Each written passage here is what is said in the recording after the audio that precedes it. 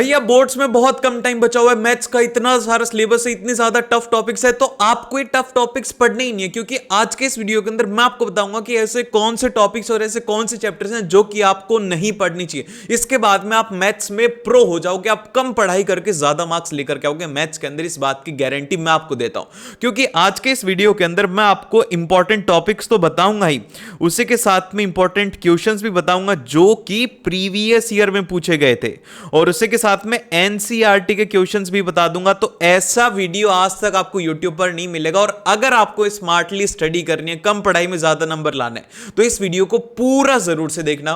तो फिर चलिए हम लोग बिना टाइम वेस्ट के स्टार्ट करते हैं, और उसी के साथ में कुछ इजी चैप्टर्स भी आप लोगों को बता देता हूं। तो भाई देखो, सबसे पहले हम लोग बात करते हैं टॉप 5 मोस्ट इंपॉर्टेंट चैप्टर्स की। अब ये इंपॉर्टेंट है, जिसमें कि ट्रिग्नोमेट्री हो गया, ट्रायंगल्स हो गया, मेंसुरेशन हो गया, स्टैटिस्टिक्स और क्वाड्रेटिक इक्वेशन हो गया।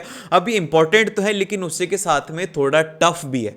तो इसीलिए मैं आप लोगों को अब बताने वाला हूं कि आप लोगों के कौन से 5 ऐसे इजी चैप्टर्स रहेंगे जो कि आपको सबसे पहले करना चाहिए, जिससे कि आपको कॉन्फिडेंस है कि हाँ भैया, मेरा मैथ्स के अंदर आधे से ज्यादा सिलेबस कंप्लीट हो गया। तो इसीलिए ये वीडियो खो ना जाए, जल्दी से इस वीडियो को लाइक कर देना। तो फिर चलिए हम लोग स्टार्ट करते हैं। हम लोग करेंगे स्मार्ट वर्क।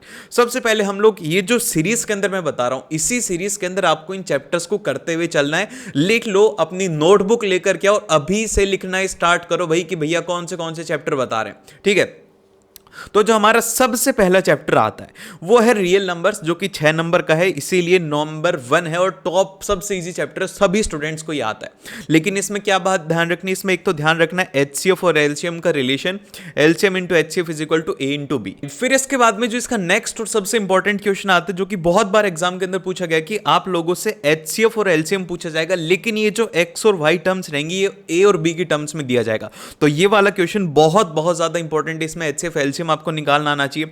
फिर उसके बाद में जो नेक्स्ट इंपॉर्टेंट क्वेश्चन है, जो कि 3 मार्क्स के अंदर या फिर 5 मार्क में पूछा जाता है, वो ये है कि prove that √2 is a rational number, √3 is a rational number, या फिर 2 + 5 √3 इज एन इरेशनल नंबर। इसका प्रूफ बहुत ज्यादा इंपॉर्टेंट है। फिर उसके साथ में यहां पर एक्सरसाइज 1.1 के अंदर ये वाला जो क्वेश्चन है, इसको मार्क कर लेना, इसके स्क्रीनशॉट ले लेना। तो ये वाला क्वेश्चन भी इसमें बहुत ज्यादा इंपॉर्टेंट रह जाता है, जिसके अंदर कि आपको सर्कुलर पाथ के अंदर एक स्पोर्ट्स फील्ड के अंदर दिया जाता है कि वो 18 मिनट्स में इतना ड्राइव करता है, 12 मिनट्स में इतना करता है। तो इक्वेशन बना करके आपको इसको एलसीएम एचसीएफ निकालना होता है, तो ये आपको ध्यान रखना होगा, ठीक है। फिर इसके बाद में जो हमारा सेकंड चैप्टर आता है वो आता है प्रोबेबिलिटी। भैया प्रोबेबिलिटी भी 6 नंबर का, इसमें बस कुछ ऐसे इंपॉर्टेंट टॉपिक है जो कि आपको ध्यान रखना है। सबसे पहला है कि probability of not happening any event. इसके अंदर ये जो रहता है probability of not happening is equal to 1 - probability of happening रहता है। फिर उसके बाद में जो इसका सेकंड आता है वो आता है कॉइन रिलेटेड क्वेश्चंस, कि सिंगल डबल ट्रिपल कॉइन्स को एक साथ करते हैं तो वहां पर क्या क्या आउटकम्स आने के चांसेस रहते हैं। तो ये हो गया। और उसी के साथ में 2011-14 के अंदर ये क्वेश्चन पूछा गया था डबल कॉइन टॉस करने का, तो ये आपको पता होना चाहिए। फिर इसके बाद में जो नेक्स्ट है डाइस से रिलेटेड, इसके अंदर आपको क्या ध्यान रखना है, जैसे कि सिंगल पेयर कितने आए, डबल पेयर कितने आए, कितने ऐसे थे जिसके अंदर प्राइम नंबर्स था, कितनों के अंदर ऑड नंबर था, कितनों का एडिशन ऑड था, इवन था, डबलेट कितने हैं। तो ऐसे क्वेश्चंस एग्जाम के अंदर पूछे जाते हैं। ये वाली जो टेबल है पॉसिबल आउटकम्स वाली, ये आप जरूर से ध्यान रखना। 21 में 2014 के अंदर ये क्वेश्चन पूछे गए थे, जिसके अंदर कि 2 डाइस को रोल करा गया था और इसमें पूछा गया था कि इवन नंबर हो, तो ये आपको इसमें ध्यान रखना है। देन फिर इसके बाद में जो नेक्स्ट आता है वो आता है डेक ऑफ कार्ड। अब डेक ऑफ कार्ड से रिलेटेड बहुत सारे क्वेश्चंस आते हैं, जैसे कि इसके अंदर 2 होते हैं, जैसे कि 2 ब्लैक कार्ड के ग्रुप होते हैं, फिर उसी तरीके से 2 रेड कार्ड के ग्रुप होते हैं। अब इसमें एग्जाम में पूछता क्या है, तो इसमें एग्जामिनर जो आप लोगों से पूछेगा एग्जाम के अंदर कि नंबर ऑफ एस कितने हैं, ठीक है, ये आपको पता होना चाहिए। नंबर ऑफ एस हो गया, नंबर ऑफ किंग्स हो गया, इनकी प्रोबेबिलिटी क्या है, कैसे इनके ग्रुप को डिफाइन करते हैं, ये आपसे एग्जाम के अंदर पूछा जाएगा। देन फिर इसके बाद में जो नेक्स्ट आता है वो आता है हमारा बैग ऑफ कलर बॉल्स, की कितने कलर बॉल्स हो गए, कितने नंबर ऑफ कार्ड्स हो गए। जैसे कि हमने बैग के अंदर डाला कि 20 बॉल थी, उसमें से probability of getting a red ball, इस तरीके की वर्ड प्रॉब्लम्स प्रोबेबिलिटी से पूछी जाती हैं। और यहां पर कुछ एक्सरसाइज 14.1 वन के अंदर इंपॉर्टेंट क्वेश्चन है 7, 9, 14, 16 और 17 और 22। ये सारे के सारे मोस्ट इंपॉर्टेंट क्वेश्चन हैं, इन क्वेश्चंस को मिस नहीं करना है। देन फिर इसके बाद में जो हमारे पास में नेक्स्ट चैप्टर आता है वो आता है आप लोगों का पॉलिनोमियल। ये इजीएस्ट चैप्टर मैं आप लोगों को बता रहा हूं जो कि आपको सबसे पहले अटेम्प्ट करना चाहिए। सबसे पहले था रियल नंबर, फिर था प्रोबेबिलिटी, फिर थर्ड आता है पॉलिनोमियल। पॉलिनोमियल का वेटेज रहता है 4 नंबर का, लेकिन अब इसमें पूछा क्या जाता है, इसमें जो चीज पूछी जाती है वो ये है कि relation between zeros and coefficient of polynomial, कि उनके बीच में क्या रिलेशन रहता है। जैसे कि sum of zeros alpha plus beta is equal to minus of B by, product of zeros alpha into beta is equal to C by A. ये जो इक्वेशन है A X square plus B X plus C, ये वाली equation बहुत ज्यादा important रहती है। फिर इसके बाद में जो एक फेमस क्वेश्चन है, अब ये क्वेश्चन मेरा भी आप लोगों से, जितने भी स्टूडेंट वीडियो देख रहे हो जल्दी से मुझे कमेंट करके बताओ कि इसके अंदर कितने नंबर ऑफ जीरोस हैं इस गिवन पैराग्राफ में। ये पैराग्राफ आपको जो मतलब पैराग्राफ क्या, ये जो ग्राफ आपको दिख रहा है, इसमें आप लोग मुझे कमेंट करके बताइए कि नंबर ऑफ जीरोस इसमें कितने हैं। देन फिर इसके बाद में जो नेक्स्ट है एक मोस्ट इंपॉर्टेंट क्वेश्चन है, इसमें आप लोगों से पूछा जाता है कि आपको एक इक्वेशन गिवन है 6x square minus 7x minus 3, तो अब आपको वैल्यू निकालनी है alpha square plus of beta square plus of alpha 1 upon alpha plus 1 upon beta के आप लोगों को यहां पर वैल्यू निकालनी है। ये क्वेश्चन बहुत ज्यादा इंपॉर्टेंट है। देन फिर इसके बाद में जो नेक्स्ट हमारा मोस्ट इजीएस्ट चैप्टर आता है वो आता है चैप्टर नंबर 4, जो कि है हमारा अर्थमेटिक प्रोग्रेशन। ये रहेगा हमारा 4 मार्क्स का, ठीक है, ये 4 मार्क्स का रहेगा। अब इसमें क्या क्या चीजें पूछी जाती है, सबसे पहले इसमें पूछा जाता है कि nth टर्म ऑफ एपी से रिलेटेड क्वेश्चंस आते हैं, कि वो वाला जो फॉर्मूला है ना, याद होगा आपको, an is equal to a plus n minus 1 into d, ये वाला जो फॉर्मूला है इसके ऊपर बेस्ड क्वेश्चंस बहुत सारे आते हैं। तो एक्सरसाइज 5.2 के अंदर आप लोगों को ध्यान कौन से क्वेश्चन रखने हैं, 5, 7, 8, 9, 10, 12, 14, 15, 16, 17, 18, इसके अंदर जो वर्ड प्रॉब्लम्स हैं, जैसे कि राउंड टेबल के ऊपर उनको बिठा दिया गया, या फिर उसकी सैलरी डबल हो रही है, कितने साल के अंदर वो डबल हो जाएगी, ऐसे क्वेश्चंस इसमें बहुत बार पूछे जाते हैं। कि उसने अपनी एक इनकम स्टार्ट करी थी, वो इतने पैसे बचाता, तो वो लास्ट में जाकर के कैसे बचाएगा, क्योंकि इस चैप्टर से केस बेस्ड क्वेश्चंस आपसे पूछे जाएंगे और आप इसके अंदर बहुत ही ज़्यादा आराम से इसे स्कोर कर सकते हो।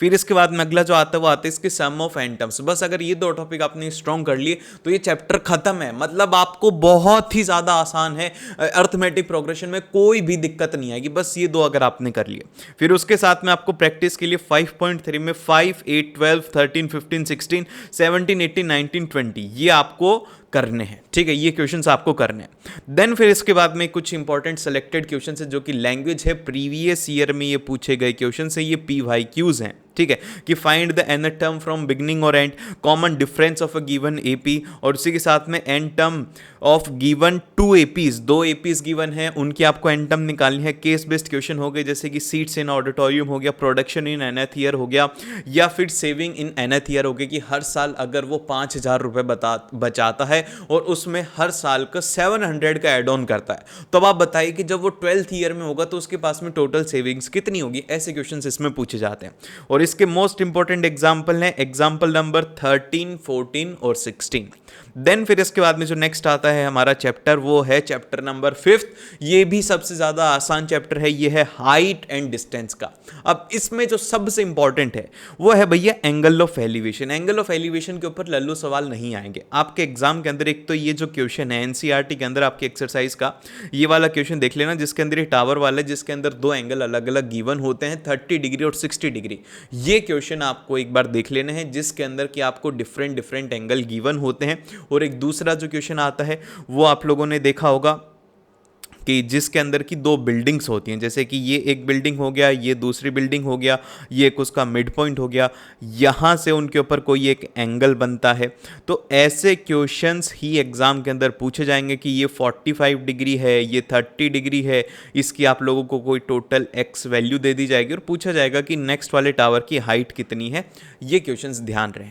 फिर इसके बाद में जो इसमें एंगल ऑफ डिस्पर्जन है उसमें जो मोस्ट इंपॉर्टेंट क्वेश्चंस हैं वो है यहाँ पर आपका एग्जाम्पल 7, जो कि ब्रिज टाइप प्रॉब्लम है कि एक ब्रिज है उसके नीचे से रिवर फ्लो कर रही है, उनका आपको एंगल ऑफ डिप्रेशन दिया हुआ है। तो इस तरीके के क्वेश्चंस आपसे एग्जाम में पूछे जाते हैं। देन फिर इसके बाद में जो नेक्स्ट आता है वो आता है moving car moving bird, balloon वाले, या फिर एक स्पीड से कोई लाइट, मतलब कि एक स्पीड से कोई लाइट हाउस की तरफ बोट आ रही है, वो वाले क्वेश्चन। जैसे कि ये जो क्वेश्चन मैंने आपको दिखाया है कि एक स्ट्रेट हाईवे है जो कि फुट ऑफ टावर के ऊपर आ रहा है, उसका जो स्टार्टिंग यहाँ से थी और आफ्टर 6 सेकेंड्स के अंदर उसकी यहाँ पर आ गई, तो ये 30 डिग्री था, ये 60 डिग्री था। तो अब आपको निकालना है कि उसकी स्पीड कितनी थी। ऐसे क्वेश्चन एग्जाम में पूछे जाएंगे, तो इनकी प्रैक्टिस करनी है और इसमें ध्यान रहे एग्जाम्पल आप सारे करेंगे 2, 4, 5, 6। फिर उसके बाद में जो इसके एक्सरसाइज 9.1 के क्वेश्चंस हैं वो हैं 5, 8, 10, 12, 13 और 14। ये क्वेश्चंस आपको करने ज़रूरी हैं अगर आपको अच्छा स्कोर करना है तो। देन फिर इसके बाद में जो नेक्स्ट आता है हमारा, अब ये सारे के सारे हम लोग सीक्वेंस वाइज इसमें चलेंगे। अब जैसे कि हमारा जो थर्ड चैप्टर आता है वो आता है pair of linear equation in 2 variable. तो इसके अंदर आपको क्या पढ़ना है, सबसे पहले आपको पढ़ना है types of pair of line, कि पेयर ऑफ लाइन जैसे कि पैरेलल के लिए क्या कंडीशन होती है, कोइंसिडेंट के लिए क्या कंडीशन होती है, ये ध्यान रहे क्योंकि एग्जाम के अंदर यहाँ से 101% मैं आपको बोल रहा हूँ कि आप लोगों के एमसीक्यू क्वेश्चन पूछा जाएगा, जिसके अंदर कि आपको एग्जाम्पल 4, 5 ध्यान रखना है और एक्सरसाइज 3.2 के अंदर 3, 5, 7 आपको इसमें ध्यान रखना होगा।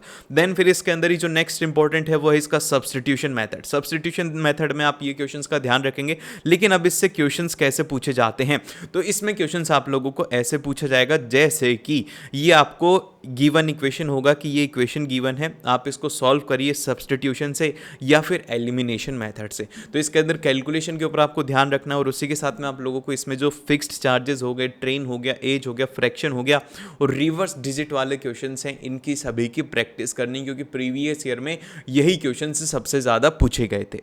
देन फिर इसके बाद में जो नेक्स्ट आती है हमारा सबसे ज़्यादा जो स्टूडेंट्स को डराता है, जो खौफ है, वो है इसका क्वाड्रेटिक इक्वेशन का। इसी वजह से इस खौफ का इसने फायदा उठाया हुआ, इसी के 7 to 8 मार्क्स हैं इसके। लेकिन इसमें एक क्वेश्चन 100% डंके की चोट पर मैं आपको कह रहा हूं ये तो आएगा ही आएगा, वो है यहां पर नेचर ऑफ रूट से रिलेटेड। अब भैया नेचर ऑफ रूट से हर साल एक क्वेश्चन आता है, हर साल, जिसके अंदर की जो सबसे इंपॉर्टेंट कंडीशन है कि 2 इक्वल रूट वाली कंडीशन, b² - 4ac = 0, ये बहुत ही ज्यादा एक इंपॉर्टेंट रहता है। इसके अंदर जैसे कि 2 डिस्टिंक्ट रूट हो गए, जिसके अंदर d 0 वाली कंडीशन हो गई, तो इसमें एक इक्वेशन दी जाएगी, बोला जाएगा कि p की कौन सी वैल्यू के लिए इसके डिस्टिंक्ट रूट एग्जिस्ट करेंगे, तो वहां पर आपको p की एक कंडीशन निकालनी होगी। तो ये आप ध्यान रखेंगे। इसके लिए आप 4.4 के अंदर 1, 3, 5 और ये सारे के सारे क्वेश्चंस देखेंगे। फिर इसके बाद में जो नेक्स्ट है, आप लोगों को यहाँ पर एक छोटा सा मैंने प्रीवियस ईयर का क्वेश्चन भी दिया हुआ है, जो कि आप लोग देख सकते हो, इसे सॉल्व भी कर सकते हो।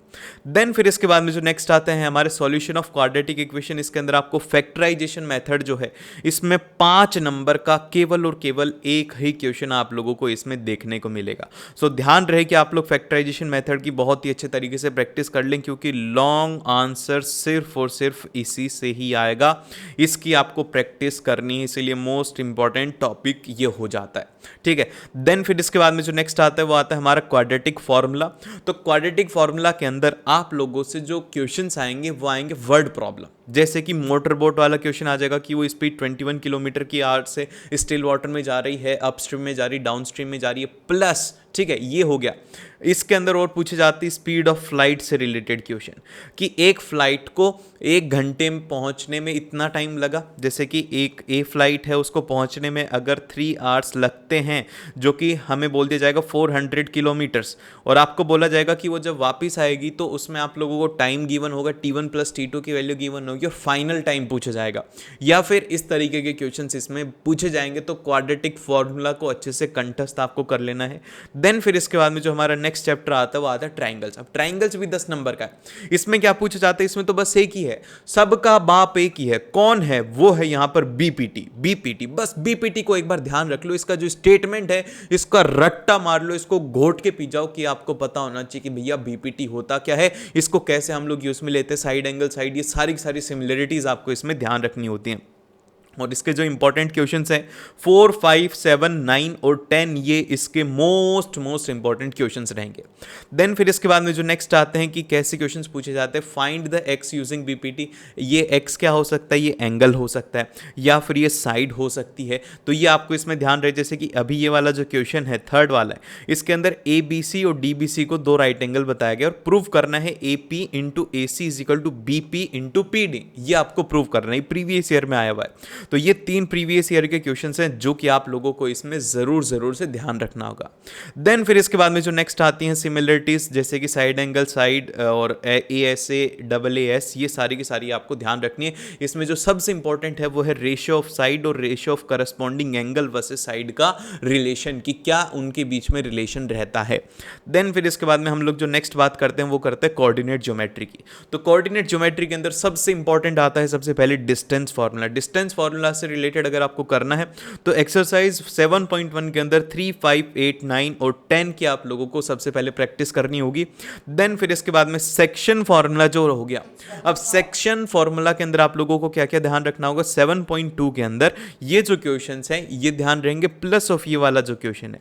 एग्जामिनर ये पूछेगा कि आप लोगों को 2 पॉइंट गिवन रहेंगे, जैसे कि इसके अंदर P और A पॉइंट गिवन है, और बोलेगा कि इसको ये जो है 3:1 के अंदर डिवाइड कर रहा है, तो आप यहाँ पर ये जो पॉइंट X है इसके कोऑर्डिनेट आप लोग निकालो। तो ये सेक्शन फार्मूला से रिलेटेड क्वेश्चंस इसमें हो गए। देन फिर इसके बाद में जो नेक्स्ट आती है वो आती है हमारी ट्रिग्नोमेट्री। फिर से एक डरावना चैप्टर, फिर से बहुत ज़्यादा डर लगेगा। तो इसके लिए आपको क्या करना होगा, इसके लिए सबसे पहले आप एक कंठस्थ कर लो पाइथागोरस थ्योरम, क्योंकि अगर आपने पाइथागोरस थ्योरम कर ली तो आप लोगों से 1 मार्क का MCQ प्लस ऑफ आप लोगों से एक 2 मार्क्स के अंदर शॉर्ट आंसर टाइप क्वेश्चंस 100% हो जाएगा सिर्फ और सिर्फ पाइथागोरस थ्योरम से।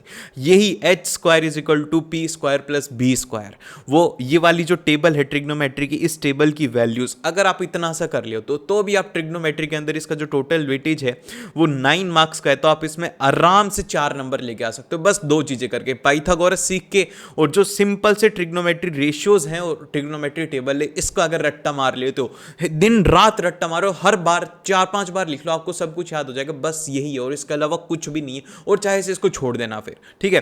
फिर इसके बाद में जो नेक्स्ट आएंगे आप लोगों को, जैसे कि प्रूफ दैट वाले क्वेश्चन है वो आइडेंटिटी से रिलेटेड, ठीक है। आइडेंटिटी से रिलेटेड आपको देखना होगा, ये वाला क्वेश्चन बहुत बार पूछा गया है और मैं बोलता हूं कि 2025 में भी पूछा जाना चाहिए, ठीक है। 2025 के लिए भी ये वाला क्वेश्चन पूछा जाना चाहिए, तो इसको ध्यान से देख लेना। ये वाला क्वेश्चन आपके एनसीईआरटी का ये as it is question exam में पूछा जाता है। देन फिर इसके बाद में जो नेक्स्ट हमारा आता है वो आता है भाई साहब सर्कल्स, ठीक है। अब देखो सर्कल के अंदर एक थ्योरम इंपॉर्टेंट है, वो क्या है, वो ये है कि अगर कोई एक एक्सटर्नल पॉइंट P है और वो Q के ऊपर आकर के अगर 90 डिग्री एंगल बना रहा है तो भैया ये वाली रेडियस हो जाएगी, इन दोनों के बीच में 90 डिग्री एंगल होता है, बस यही इसके अंदर कॉन्सेप्ट है और इसके अलावा कोई भी कॉन्सेप्ट नहीं। अगर एग्जाम के अंदर सर्कल से रिलेटेड आता है तो आपको आंख बंद करके थ्योरम 10.2 वहां पर अप्लाई करनी होगी। और अब बात करते हैं इसके मोस्ट इंपॉर्टेंट क्वेश्चन जो कि प्रीवियस ईयर में भी पूछा गया था, वो ये है कि इसका पेरीमीटर आप कैलकुलेट करो। क्या करना है आपको, इसका पेरीमीटर कैलकुलेट करना है या फिर आप लोगों को प्रूव करना है AB + BD = AC + CD। ये वाले जो क्वेश्चंस रहते हैं सर्कमस्क्राइबिंग अ क्वाड्रिलेटरल, ये वाले क्वेश्चंस बहुत ज़्यादा इंपॉर्टेंट हैं इस चैप्टर में। देन फिर इसके बाद में जो हमारा नेक्स्ट आएंगे, जैसे कि एक्सरसाइज 10.2 के अंदर आपको क्या क्या ध्यान रखना है, 2, 3, 6, 7, 8, 11 और 13 आपको ध्यान रहे। फिर उसके बाद में सारे के सारे जो एग्जाम्पल्स हैं उनकी आप लोग लैंग्वेज के ऊपर ध्यान दो कि वो लैंग्वेज के अंदर किस तरीके से लिख रहे हैं, कि कैसे एग्जाम के अंदर स्टेप वाइज आपको उसमें लिखना होगा। देन फिर इसके बाद में जो नेक्स्ट आता है वो आता है हमारे chapter number 11 area related to circle. इसमें आपको ध्यान रखना होगा ये जो जैसे कि सेगमेंट का एरिया क्या रहता है, minor segment, major segment, area of sector हम लोग कैसे कैलकुलेट करेंगे, मेजर सेक्टर, माइनर सेक्टर, ये इसमें इंपॉर्टेंट 4-5 पॉइंट है जो कि आप इसमें सिर्फ और सिर्फ इसके फॉर्मूलाज और उसके अलावा कुछ भी नहीं है। जैसे कि एरिया ऑफ सेगमेंट जो रहता है θ/360 × πr² minus area of triangle, इस तरीके से आप लोगों को ये क्वेश्चंस ध्यान रखने होंगे। देन फिर इसके बाद में इसके कुछ रिलेटेड क्वेश्चंस है और इसमें जो एक फेमस क्वेश्चन है वो ये है कि नंबर ऑफ रिवॉल्यूशन कैलकुलेट करने का, कितने रिवॉल्यूशन हुए वो जब 1 किलोमीटर ट्रेवल किया एक व्हील ने, तो ये क्वेश्चंस आप लोगों को इसमें ध्यान रखना होगा। देन फिर इसके बाद में जो नेक्स्ट है हमारा वो है सरफेस एरिया एंड वॉल्यूम। अब इस चैप्टर में आप लोगों को सिर्फ और सिर्फ यहाँ पर ये जो मैंने 5 शेप बता रखी इन्हीं को पढ़ना। आपके कोचिंग के अंदर फ्रस्टम कौन बताया गया होगा और भी चीजें बताई होगी, वो सब नहीं पढ़ना। आपको पढ़ना क्या क्या है, सबसे पहले आप लोगों को इसमें पढ़ना होगा वो पढ़ना होगा सिलेंडर। फिर उसके बाद में कौन, स्फीयर, हेमिस्फीयर और क्यूबॉइड। ये 5 शेप को अच्छे से आपको करना है। इसमें क्या पढ़ना है, इसमें आपको पढ़ना है वॉल्यूम, टोटल सरफेस एरिया और एरिया टू बी पेंटेड और एरिया कवर्ड बाय कैनवास। दोनों एक ही बात होती है कि हमने एक शेप बनाई, उसको कैनवास से कवर करना है। तो ऐसे क्वेश्चंस इसमें आते हैं। और इसकी जो सेलेक्टेड शेप है, जैसे कि सिलेंडर में से हमने एक छोटा सा हेमिस्फीयर निकाल दिया, या फिर हमने कौन के ऊपर स्फीयर हेमिस्फीयर को दिया, फिर उसके बाद में टेंट के ऊपर हमने कोन लगा दिया। ये 3 शेप हैं जो कि मेजरली पूछी जाती है। इन्हीं के ऊपर ही पेंट करवा देता है, इन्हीं का ही total surface area, lateral surface area, बस यही पूछा जाता है और कुछ भी नहीं पूछा जाता एग्जाम के अंदर। तो ये बात आप ध्यान रखें। फिर इसके बाद में जो इसके रिलेटेड क्वेश्चन है वो है लैंग्वेज वाले क्वेश्चन। तो एग्जाम्पल इसके अगर टाइम हो तो सारे के सारे कर लेना, ठीक है, ताकि आप लोगों को ये लैंग्वेज समझ में आए कि आपको एग्जाम के अंदर किस तरीके से अटेम्प्ट करना है। फिर इसके बाद में एक्सरसाइज 12.1 के अंदर आपको ध्यान रखना है 2, 4, 5, 6, 8, 9। और एक्सरसाइज 12.2 के अंदर आपको ध्यान रखना होगा वो जो गुलाब जामुन वाला क्वेश्चन है वो मिस मत कर देना। और इसके साथ में 4, 5, 6, 8, ठीक है, ये तो हो गए। प्लस ऑफ इसके प्रीवियस ईयर ये रहे, ठीक है, ये रहे इसके कुछ सेलेक्टेड प्रीवियस ईयर क्वेश्चंस जो कि आप लोगों को इसमें ध्यान रखने होंगे। ये इसका स्क्रीनशॉट ले लो, ये क्वेश्चंस आपको जरूर से करने ही करने हैं। देन फिर इसके बाद में जो नेक्स्ट आता है हमारा लास्ट चैप्टर जो कि है स्टैटिस्टिक्स। अब स्टैटिस्टिक्स में आप क्या पढ़ोगे, स्टैटिस्टिक्स में मीन, मोड, मीडियन का ये वाला फॉर्मूला MCQ 100% आएगा। मीन कैलकुलेट करना, मोड कैलकुलेट करना, मीडियन कैलकुलेट करना, इन तीनों की कैलकुलेशन आपको पता होनी चाहिए। जैसे कि मिसिंग फ्रीक्वेंसी निकालना, data of median x given है, ऐसे क्वेश्चंस इसमें आएंगे। और इसके लिए आप क्या क्या करेंगे, इसके लिए आप लोगों को एक्सरसाइज 13.2 के अंदर 4 क्वेश्चन करने, 13.3 के अंदर भी 4 क्वेश्चन करने। और इस चैप्टर की कैलकुलेशन बहुत ज़्यादा इंपॉर्टेंट है, तो इसे मिस मत करना। और अगर आपने इस वीडियो को यहां तक देखा है तो हमारी एक बदमाशी का कोड लिख देना कमेंट्स के अंदर और बोल देना कि क्या आपको पता है कि ये जो 402 का मतलब क्या होता है, ठीक है, डू यू नो 402, ताकि सभी स्टूडेंट्स कंफ्यूज होंगे कि यार ये है क्या। फिर आपको लाइक्स मिलेंगे और हम यहां पर सभी को कंफ्यूज कर देंगे। मिलते हैं आप लोगों को नेक्स्ट वीडियो के अंदर। All the very best.